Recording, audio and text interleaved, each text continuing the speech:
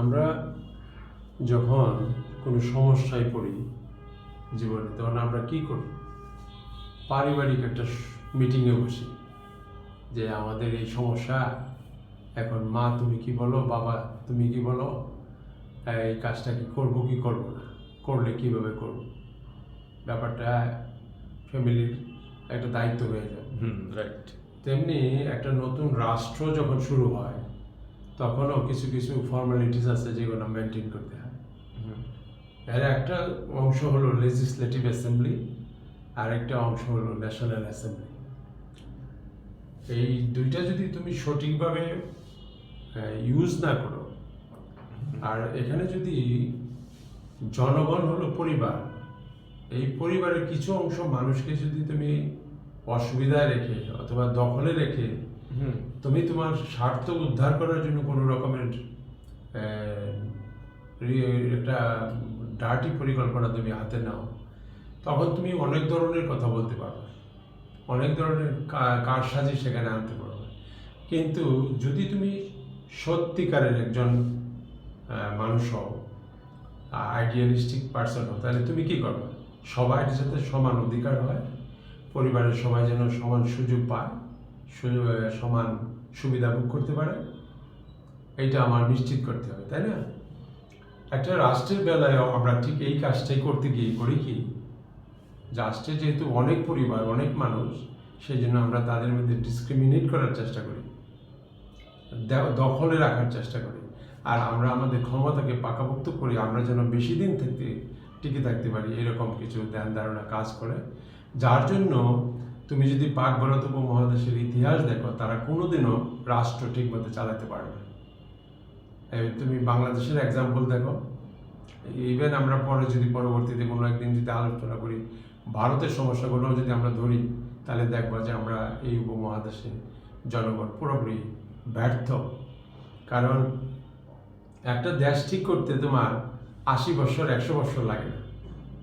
আজকে প্রায় 80 বছর হয়ে গেল বাংলাদেশ, ভারত এবং পাকিস্তান, এই তিনটা দেশের ক্যারেক্টার যদি দেখো, তাদের যে অবস্থানগুলো যদি দেখো, মাথা পিছু আয় দেখো, তাদের মানুষের যে জীবনযাপনের মান, তাদের যে শিক্ষার যোগ্যতা, এই সমস্ত কিছু যদি তুমি তথ্যগুলো সামনে এনে ধরো জনগণের সামনে, দেখবো এটা খুবই একটা ফ্রাস্ট্রেটিং ব্যাপার হয়ে যায়।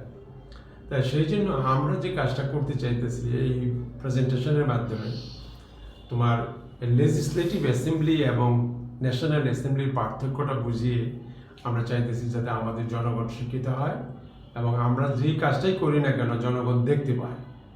আমরা এই দেশটা জনগণের হাতে তুলে দেব।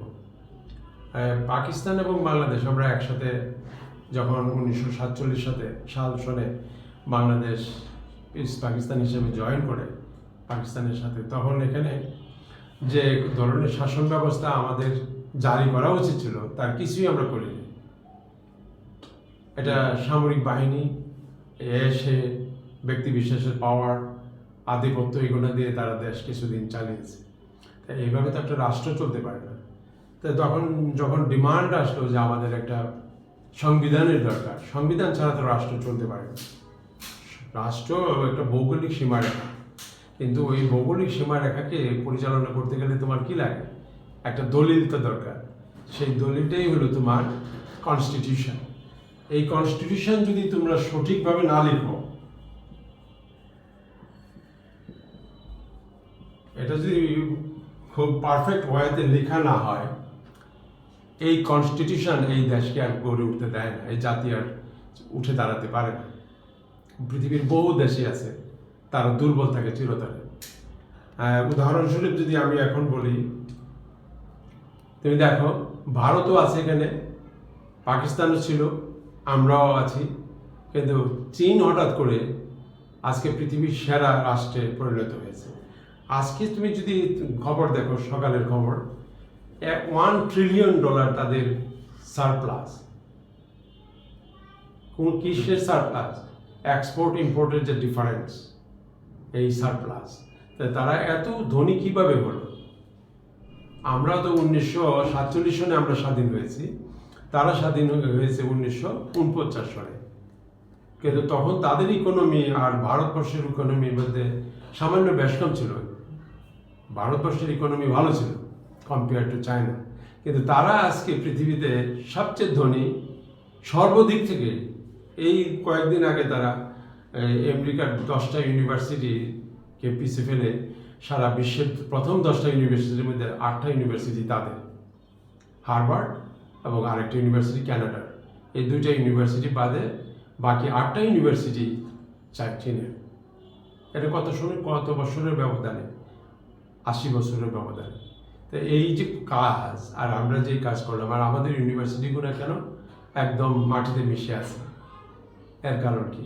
কারণ হলো তুমি প্রথমে যেভাবে তোমাদেরকে রওনা দেওয়া উচিত ছিল যাত্রাপথে, তুমি যদি পথিক হও, তুমি যাওয়ার পথে তো তোমার কিছু প্রিপারেশনের দরকার পড়ে, তাই না? একটা রাষ্ট্র পরিচালনার ক্ষেত্রে তোমার এই প্রিপারেশনগুলো হলো এই লেজিসলেটিভ অ্যাসেম্বলি এবং ন্যাশনাল অ্যাসেম্বলিকে ঠিক করে ধরে নিয়ে কাজ করা, এবং তার প্রথম যে দলিলটা তৈরি করতে হবে সেটা হলো কনস্টিটিউশন। অনেক রেভলিউশন হয়, অনেক গণ অভ্যুত্থান হয়, সেগুলো আগে কনস্টিটিউশন ঠিক করে নিয়েই হয়, বুঝছো? করে ধরে নিয়ে তারা আন্দোলন শুরু করে, এবং এটা তারা ব্যাক সাইডে রেখে দেয়, দেখায় না কাউকে। সেইভাবে তারা যখন পরিশ্রম করতে থাকে তখন স্বাধীনতাটা তাদের জন্য সহজ হয়ে যায়।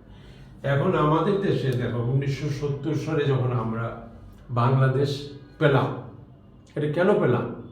বাংলাদেশ তো পুরো পাকিস্তান ছিল, পাকিস্তানের একটা প্রভিন্স, তাই না? এই যে তারা যখন নামকরণ করলো আমাদেরকে ইস্ট পাকিস্তান,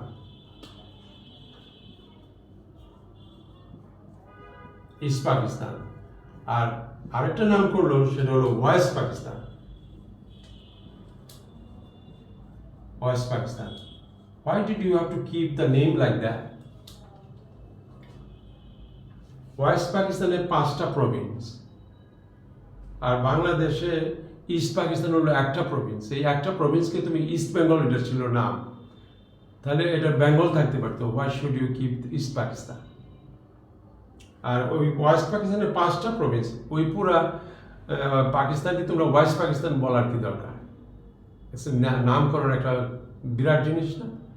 তো ওই নামকরণে আমরা যখন সেপারেট করে ফেললাম, তখন প্রায় সময়ই এই সেপারেশনটা আমাদের চিন্তাধারাতে প্রতিফলিত হয়। এই জন্য আমাদের কিছুটা ক্ষতি হয়েছে তখন থেকে। পরে যখন 1947 থেকে প্রায় 1968 সন পর্যন্ত আমরা যখন সংবিধানবিহীন চলতেছিলাম, তার মধ্যে আমাদের ওই বরিশাল অঞ্চলে বরিশাল বিভাগে একটা ঘূর্ণিঝড় হয়েছিল, কি বলে এটাকে, জল উচ্ছ্বাস হয়েছিল।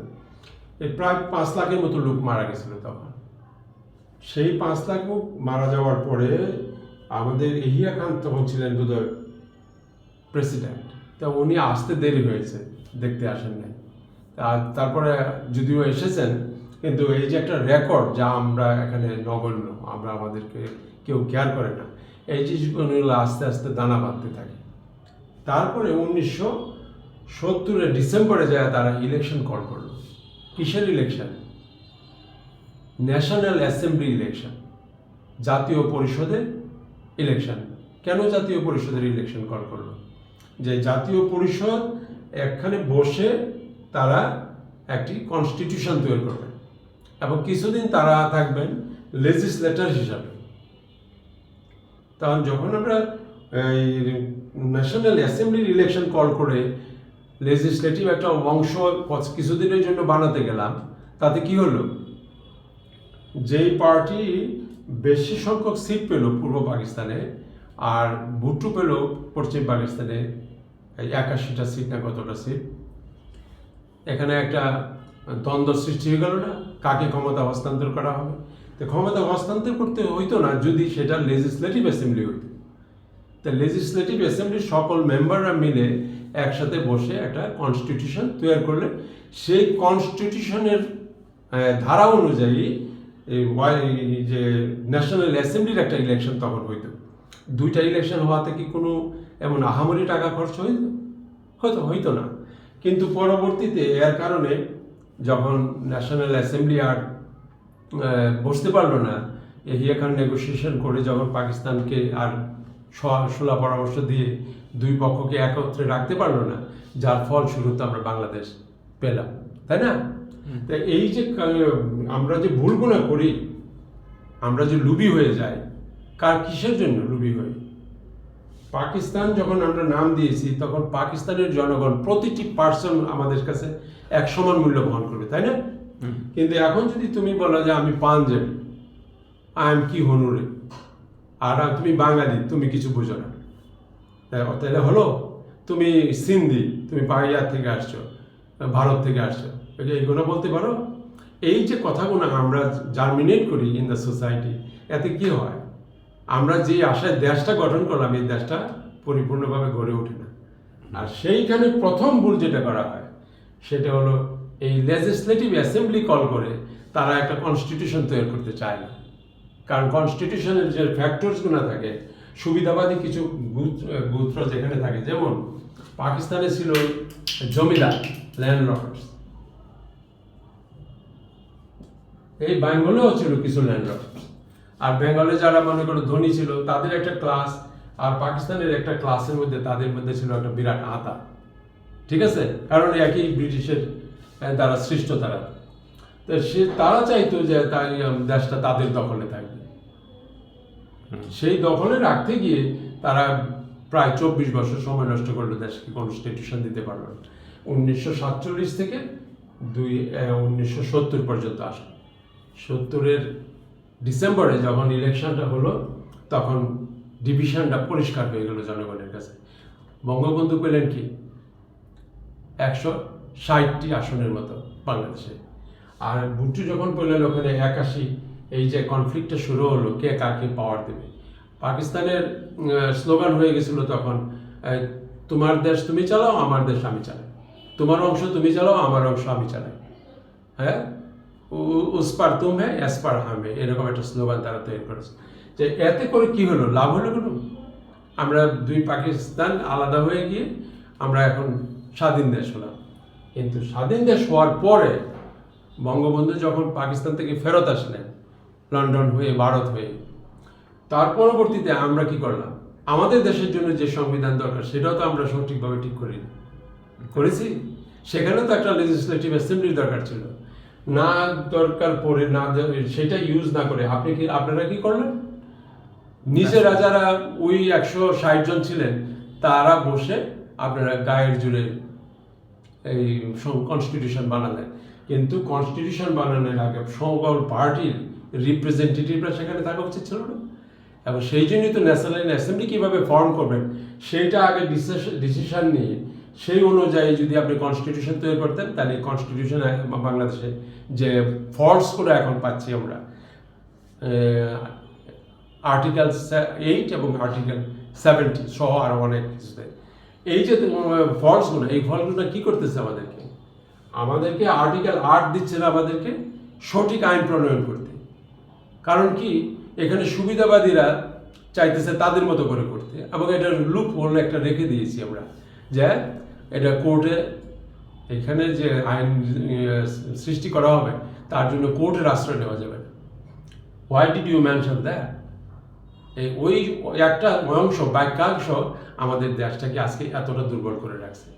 এই যে আমাদের শিক্ষা, আমাদের চিকিৎসা, আমাদের সব কিছু দেদারসে যেভাবে বেসরকারিকরণ করা হলো, একটা ধ্বংসস্তূপ বানানো হলো বাংলাদেশকে, without having any kind of control